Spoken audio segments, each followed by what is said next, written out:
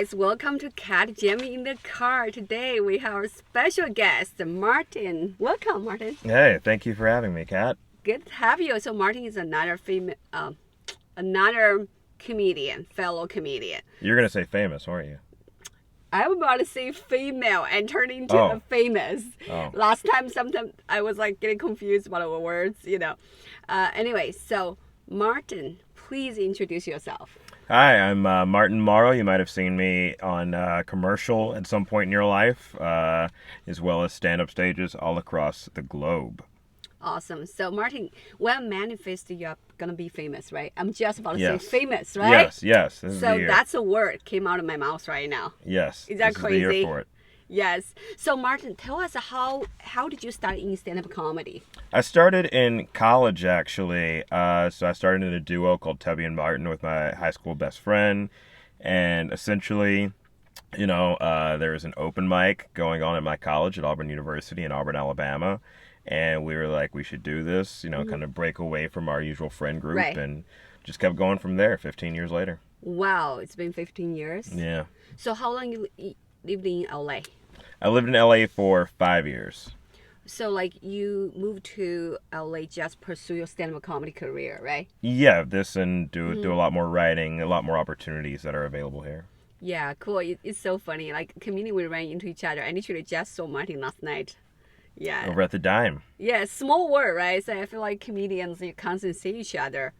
Yeah. Yeah. So like Martin, are you on tour right now? Not currently. I did do 2 little tours last year. So I hit up New Orleans. I was in Nashville. I was in Mississippi, over in Oxford. Very fun scene they have down there. And my hometown of Birmingham, Alabama. Oh, cool. So like Martin, like as a stand-up comic, like do you see yourself as like a tour comedian or see yourself on TV and film, like talk show later on, like say next 10 years? What is your goal as a stand-up comedian? I always say my goal is the same thing. I want to continue having fun doing this. I want to be able to travel freely and not have to, promote with the 1,000 Facebook invites and hoping that someone sees it. And yeah, I'd like to do more film and more television. And I think that they kind of supplement each other in that regard. Yeah, because I spoke to some other comedians last week. Like some comedians said, they enjoy being on tour. I feel that's like male comics. You guys be on tour, I'm sure. Like I always say, male comics get girls, right? Mm-hmm. Do you feel that way? That male comics get girls? Get girls, yeah. Oh no, not at all. No, not at all. I think there's a lot of lack of riz, for lack of a better term. Not a lot of riz in the male comedy community. But maybe they know something I don't. But no, as far as I know, most of my friends are losers who don't get laid on the road. Oh my gosh. It's so funny though. Like last night, I remember you did your set. You were talking about comics should not date each other, right? It's such a small world. If you date each other and then you broke up and it's awkward. Yeah. It's never fun to hear jokes about how awful of a boyfriend you are. So yeah, especially comics, we write jokes about your ex a lot, right? Yeah. Maybe that's another reason why some people don't want to date comics. Exactly. So you better marry them and settle in and don't tell anyone. Like I have always said, my goal for comedy right now is to get so rich and famous I can quit comedy. Seriously? Yeah. So you'd actually want to quit comedy. Everyone should want to quit comedy. I think at a certain point you age out of what is being said and what is being done. Like, if I don't want to be like 70 years old, just like still trying to hop up on stage. I want to be able to, really raise a family and be like a good dude who's just with his wife and kids and stuff, and like, occasionally makes money doing other stuff or can pop up every now and then. But no, this is not a lifestyle that I think facilitates towards great mental health and physical well-being in the long run. So wow, that is very interesting you said that as well, because speaking of mental health issues, right, because people constantly criticize lots of comedians suffering from mental health depression. Do you think it is like a big issue here in our comedy world? Yeah, I think mental health is a big issue. Like I always hate when people say I don't need therapy because this is my therapy. It's like, no, it's not. A therapist is someone who's licensed and trained to talk to you about your problems. You essentially are just holding people hostage with your deepest, darkest, weirdest thoughts. So there's a very big difference. But I hope people do. If you need help, get help. If you don't think you need help, get help because then you probably need it the most. Yeah, I think like nowadays people, I mean, came out of the pandemic, lots of people do suffer depression, like, all kinds of like mental health issue, like people see therapists, like, that's so much needed. Yeah. And then you were talking about a family earlier. As a comedian, the lifestyle is so hard, right? Being on tour, you constantly being away from your family or friends. It is so interesting you talk about like you want to have family because last week Brian McDaniel was in my show, and then for him he just feel like what keeps him grounded is his wife and his kids. Like even he said sometimes he's on tour, being on the cruise for 5 days, he will miss his wife and has kids, and then when he got home and then he felt like it's so settled. Yeah. Yeah, I think that's another thing. Like for comics, lifestyle is kind of like always floating, right? Yeah. It's good to have something hold you grounded. Yeah, everyone needs some form of balance, and I think there are definitely ways to do it. But I know for me, the minute I I find out, oh, such and such is pregnant, I'm like, okay, well, no more free shows. I'm not gonna do a show for free after that. Everything has to be, these are baby prices now. So. Yeah, like raising family, right? Yeah, as exactly. Comics. So that's your goal, right? You want like make enough money, be able to raise a family, get married, have kids. Yeah, and be able to own my own home in Los Angeles. So that's goal number one. And once I cross that threshold, then somebody's getting knocked up. All right. Be ready. Yeah, I love that we kind of look like a bootleg version of Rush Hour right now. Yeah, I know, right? Yeah. It is so cool. Yeah, that's I've been wanting to do podcasts for a while. Like I've been thinking about this. And sometimes you have like the thoughts for a while. I feel like podcast market is so saturated. It very much is. So yeah. I'm like, okay, I literally came up with this idea during Christmas time. I was like, I'm gonna do podcast in the car. Yeah. And then I start doing it. I feel like it's so much easier than I had thought because before you do something, you overthink it. I don't know about you. I overthink everything. I can tell you, there's no one else doing a podcast in a Porsche. So. Awesome. You already have a big win right here. Thank you. This is like a big investment. This podcast better blow up. Yeah, I bet the car note is not not easy on here. Yeah, I do like work so hard for this. Like I edit a video, like writing concept, all the things on my own because I think comics it's good to write your own thing. By the way, another thing, Martin, do you write your own jokes 100%? Yeah, 100%. I don't trust anyone else to write about me. So how do you feel about it? Like last time I have some comedians came over to my podcast and talk about like, he actually writes jokes for other comics that like they sell jokes. Yeah. So like, do you think you will eventually go down that route to like write jokes for other comics and sell jokes as well? Or I mean, it's possible. I've sold jokes before. I've written for other comedians who are more famous or they have their own thing going on, so they need someone to come up with jokes for them. And I think that's a really good way to, especially if you have more of a creative mind than a performer mind, it's a really good way to get into the realm of writing for TV. So I always, I think a lot of people hate it, but I always think it's like a good idea if you want to keep kind of building your name and brand. Yeah, I think as comics, we all start writing our own jokes first, right? I think it could be great transition from like comedian to like TV writer. Yes. Like that thing. 'Cause, I totally see this kind of transition later on as well. Like even for me, I feel like later on I would love to write for some TV comedy with my writing skill gets better and better.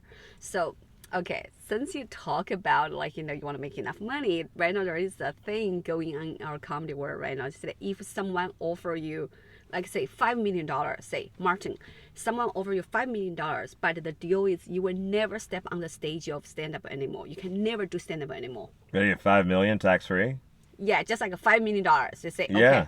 You would take it? Yeah. Good. I've done so much in stand up already and been able to go so many places that, five million. That's a life changing amount of money. So I would still support my friends who I think are funny. And but yeah, I've done everything I need to do in stand up. I think not every. I mean, there's still other things, but for 5 million, yeah.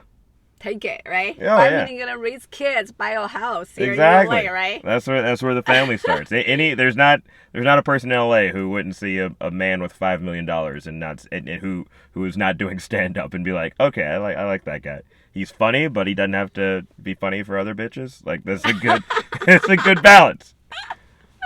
Oh yeah, so like it's so funny. Like everyone's perspective is so different. I feel like for you, you at this point in your career, you want to have family, have kids more than have like stand-up comedy career. Because I talked to some younger comedians last week. He just said he enjoyed being on tour. He can get girls, having fun. Like it's just so different, right? Like Yeah. you said, you've been everywhere, right? Yeah, but I mean, getting them girls catches up to you at some point. So you know, Yeah, yeah, I know. So that's every comic's different, yeah. right? That's the beauty of comedy. Some people are different, and some people are, you know. So, Martin, is there your favorite club to perform here in LA? My favorite club to perform in. I always love being able to go up at the Laugh Factory. It's always a fun time there. Very different audiences. I've had the privilege of performing a couple of times for what's the show? Late for Work on Sunday nights at the Improv, and that's been like both times have been really really fun and electric. So those would probably be my top two right now. Yeah, I also feel like, here in LA, people say that, it's way more competitive. They said that, like, it's hard to get paid in LA rather you go on tour. Do you feel the same way? Yeah, I think that you make your name in LA so you can travel with that. So either as someone who's featuring for person XYZ or as just like there's so like I remember when I lived in Chicago and even like to an extent like I'll see posters from my hometown in Alabama and I'm like I've never heard of this guy. They're like we have such and such coming from LA and I'm like I've never heard of this person. But because it says they're from LA, people are gonna come and watch them be bad. So Yeah, it's like you nice. said, make a name here in LA, right? Because I heard some other people say that if you are willing to drive like 3 hours out of LA, like go to like other smaller city, you get paid. Instead in LA here, also we have way too many comedians, very Yeah. competitive, right? Yes, way too many comedians here. Yeah, but do you feel like this help you grow as a comedian better? Because it's like you constantly have to perform with like really good comedians. You have to step up your game, right? Yeah, I think that other places you tend to plateau at a certain level, and once you hit that, once you hit that kind of level of height, you end up just not willing to grow or wanting to grow. So I think like here in New York are probably the best places for that. Whereas like I think other markets, and this is no shade or no offense to other markets, but I think once you get to a certain point there, you're like, okay, well, I just need to stay afloat as top dog. So you end up doing the same jokes over and over again. You're not like there are so many times where I've traveled back somewhere I've performed at before or lived or wherever, and I'm hearing like jokes I heard 7, 8, 10 years ago, and I'm like, okay, well, Yeah, do you feel like the comedy scene in New York is different from LA? yeah, but I think there's a lot of crossover, and I see Right. a lot of like LA people now moving to New York.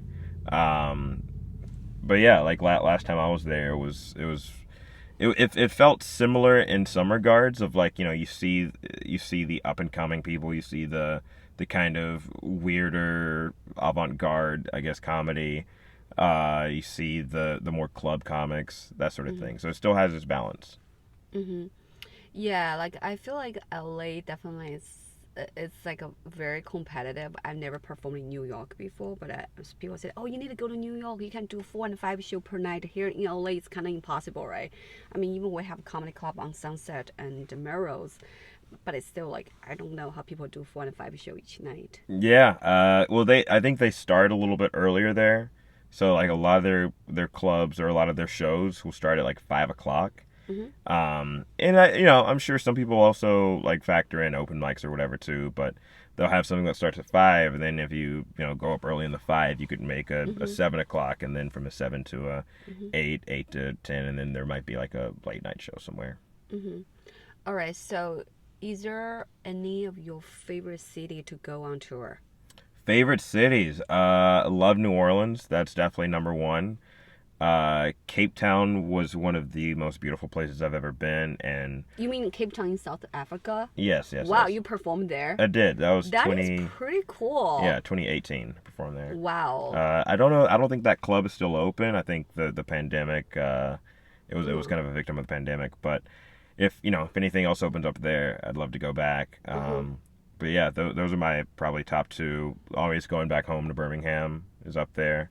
Atlanta, the aforementioned New York. So What is it like to perform overseas? Do you think like American comedy kind of translate in like a foreign culture as well? Or not really. I think there are topics that are universal no matter where you go. Like everyone knows about death and sex and relationships and family.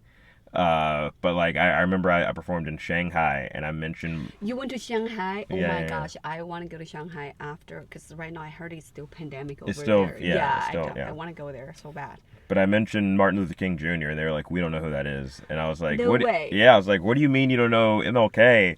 And they were like, we have thousands of years of history. We can't worry about your squabbles from 50 years ago where you guys, where your government wanted to murder this one dude for trying to get them to stop being racist. Oh, So, that's interesting. So another thing about performing, like say, like for example, in Shanghai, obviously that's not the country speak English, right?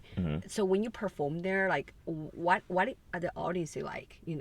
so you have a lot of expats usually. Okay. So, you have people from Australia and England and Germany and the U.S. who now live there, and they still want to go out and hear some comedy and stuff, and yeah, it's It's cool. like international, right? You It's mean? international, Oh, yes, that's yes. cool.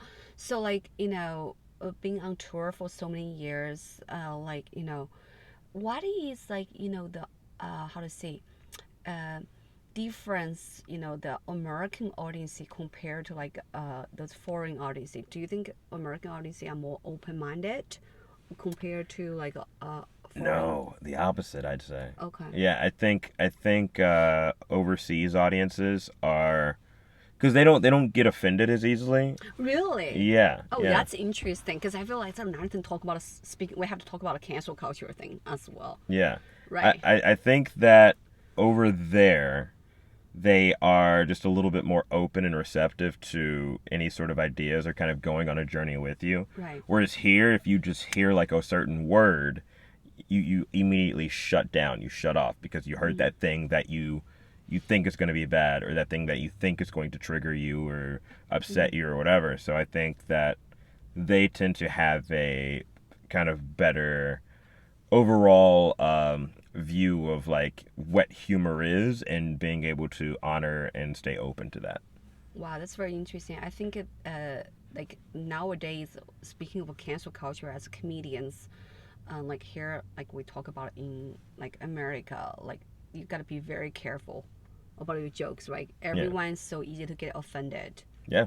you know. And that's why I hate there's this thing that a lot of people say of like, well, cancel culture doesn't exist. It's like that's not What? true. Yeah. It is You've never read that? so. Oh my gosh, Yeah. who said that? You'll see it online all the time. Cancel culture isn't a thing. It's about it's accountability or stuff like that. It's like no, it is.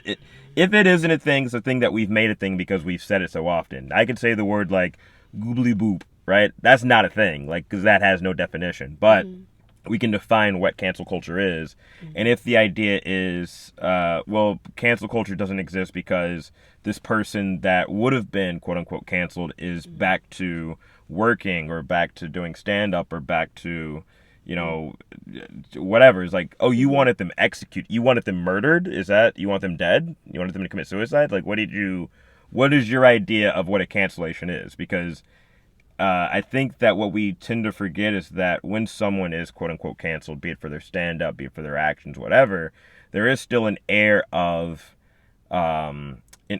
like, oh, they might have lost this deal, or they might have lost this amount of money, or lost these gigs. So there were things that were canceled in the wake of the infraction that I think when we see it from the outside, we don't really view. But I think another thing that's important to realize with cancel culture, and we're seeing it with like Owen Benjamin and a few other people, not Owen Benjamin, I forgot the guy's name, but those comics who now are like going super Republican or super conservative. It's like, yeah, they're gonna find an audience, they're gonna find community, and you don't if the goal is to not have more voters on that side, then you're messing up by pushing people away, because everyone's gonna find community somehow. So I think it's a lot about like how do we listen to ideas that might be different from our own, and still like view those with a critical lens, but at the very least, be receptive to helping someone, like get back into a sense of community. Yeah, so Martin, since you've been doing comedy way longer than me, do you feel like it's harder to write jokes these days compared to like say like 10 years ago? Um, No, I don't think it's harder. I think that because even last night we heard all sorts of jokes, some good, some bad, mhm. a lot bad, but we That's like the place like we go. Like I feel like in more like a comics workout room, everyone trying out their new jokes, right? Like yes, yeah, it's a good place to try out new stuff. yeah. If you, yeah, I don't want to. If I always judge people if I'm like, I've heard this like 5 times. Why are you doing this joke here? We've heard you.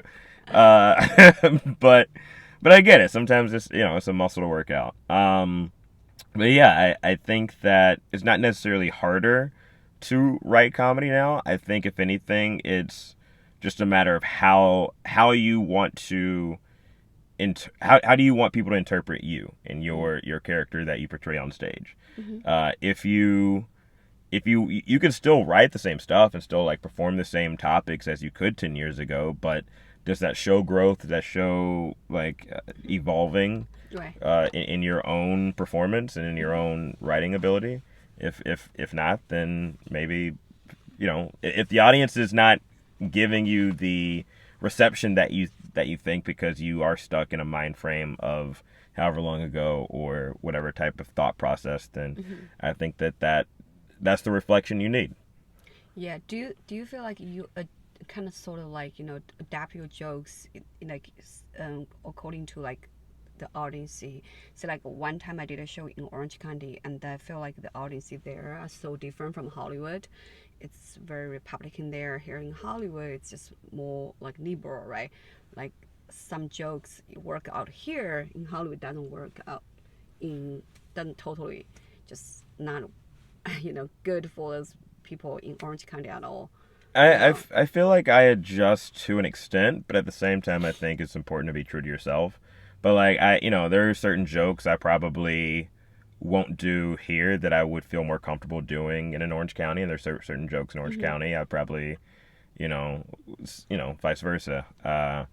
But at the same token, like I never want to lose sight of my own ideals and my own views and Hmm. who I would like to be as a 34-year-old man who's still growing and evolving every day. So Hmm. yeah, so I'm not gonna be like, you know what, I think racism is kind of cool. Like that's not gonna be something I just Mm. say because I'm in a different environment. Hey Marty, have you ever done college shows? I have, yeah. What's it like? Because I always feel like college kids are way more like liberal, right? They're more accepting. I don't know about more accepting, but they're more liberal. Hmm. But also I think it depends on what college you go to. Oh yeah, that makes Yeah, sense. yeah. Yeah, totally. So what is your experience in college shows? Like, They've been mostly pleasant. I've not gotten any any complaints or anything. Typically, it's you just kind of stick to the structure, and it's a lot of being very firm in what you're doing. hmm. Because I think a lot of comedians fear, oh no, these college kids are more like brittle, but I think in truth they just want you to stand firm in what you are saying or doing, Mm-hmm. so they can trust you. They just want to be. They just, these are kids who just got released from their parents, right? And their parents are the people they've trusted their whole life, and now they're basically they're building their own community, Mm-hmm. where they're entrusting their new views and thoughts and opinions and stuff based off of someone else. So now it's another adult entering. And granted, sometimes you do have to deal with like that kind of combative nature of someone who's 21 and who has a fresh vision or whatever. But if you're secure in what you're saying and believe in what you're doing, then it's okay to challenge them and deal with whatever consequences may or may not come from that. Mm-hmm. Have you done any college show here in LA? I've done a couple here at UCLA. I don't know if I'd consider them like colleges, but they were at the college campus. They were at a fraternity house there, and they were both fun. Like Yeah. it's I think it's fun to interact with them, and like I think we talked a little bit earlier about performing in Mm-hmm. different countries, but it's kind of the same thing of like these are people who are still like just developing and learning, and but they're dealing with the same stuff that the rest of us are, just maybe on a scale that I think like if it's a video game, we've dealt with it on hard level, and they're kind of now like in the easy mode, but like they just learned the buttons. I think that's the best way to analogize that. All right, so Martin, we talk a lot about a comedy, and okay, let's do some like fun questions, Let's right? do it. Speaking of some relationships, what is a deal breaker for your relationship? A deal breaker for my relationships. Anyone who's like excessively mean or way too nice. You Like mean way too nice? You yeah, mean? yeah. I hate it Okay. when someone's just like, "Good morning." I'm like, "Oh, we're not doing this." Uh, yeah, I need that like good middle ground of like you So can you kind need of some sassy yeah, bitches. yeah. I wouldn't say that, but yeah, I like when there's like when you can kind of joke back and forth, and but also when you can just like sit quietly in a room and enjoy each other's company. Yeah, someone kind of like be your company can also kind of be on their own, right? Yes, Sort of not always have to be like dependent on you. You mean? yes. I like when it feels like two individuals who've come together as opposed to someone Mm-hmm. who's looking for their whole. Yeah, independent woman. Yes. That's it. All right. So, what is a green flag of your first date? Green flag of my first date. Ooh. Uh, if they can lead the charge in a conversation, I prefer to listen more than speak. So Mm-hmm. if it's someone who's like if it's like a back and forth and you don't have to do like the what's your favorite color, like I hate small talk. I like to get Yeah, like me too. deep into the roots of everything. Yeah, small talks that's annoying. Yeah. What is a red flag? Red flag. Red flag. Ooh, someone who yells a lot, like when they're talking. Um, like if they come at everything in a defensive mode or with aggression, then that's typically someone I'm like, I'm good on this. Mm-hmm. I think the older I've gotten, the more I've been able to be like, oh, Mm-hmm. okay, I don't really want to deal with this. Well, we can be friends, and then just Mm-hmm. yeah. Do you feel dating LA is hard?